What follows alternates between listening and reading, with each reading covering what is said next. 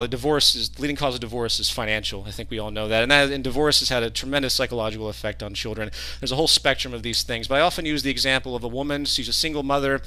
She gets fired from her job. It wasn't her fault she was fired. They just had to downsize for whatever purpose, basic market correction. She's unable to take care of her child.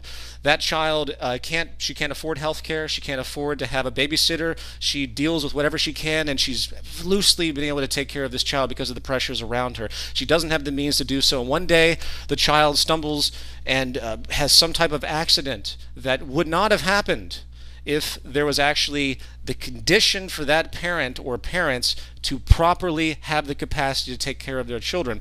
And this spirals out into the sphere of public health. And it's incredibly important. If you're not familiar with it, I'm absolutely amazed, because it is the most important attribute, and why I am so disgusted by the market system, because it reinforces inequality more than anything else. Every single historical text that goes back both in criticisms of abdication of capitalism have denoted this inequality, much harped upon by people like Thomas Malthus, who firmly ingrained the need, or the propensity, or the assumption that there isn't enough to go around, and therefore inequality is inevitable.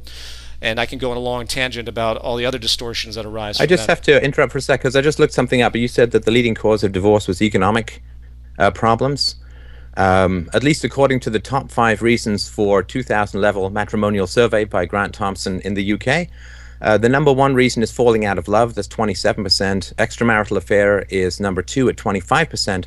Unreasonable behavior at 17%. Midlife crisis at 10%, and emotional or physical abuse at 6%. The last stuff I read in North America was that the majority of divorces were initiated by women, and the number 1 cause was dissatisfaction. Okay, well, I appreciate just if you can give me the source for the economic stuff, that would be great. Oh, I have at least 3 texts that source that. First of all, statistical things run into problems all the time. Almost every single person I've seen get divorced has had tremendous financial issues.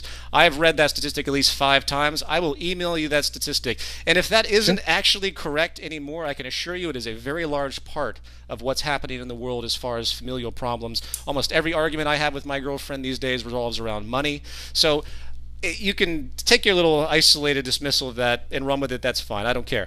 It's completely irrelevant to the point at hand. That's the structural issue. Hang on. That sounded a little bit insulting. Well, take my little isolated dismissal. Well, I'm sorry to you sound provided insulting. information that I had counter information to. Is that not allowed in this conversation? No, but I think it completely bypasses the point I'm trying to make. It utterly bypasses and creates a distraction. I'm sorry. If facts contradict the point that you're trying to make, do you not want me to bring them up? No, facts don't contradict anything. You can nitpick about certain issues all you want, but you're distracting from the actual structural violence issue that I'm trying to talk about. So someone listening to this conversation, for the sake of argument, you run to do a little internet search and try to find something to debunk something I've just said, which is corollary to what I'm actually pointing out. Listen, I'm highly fallible. If I run any type of stat and it's found to be wrong, first of all, I'll show you my source, happy to send it to you.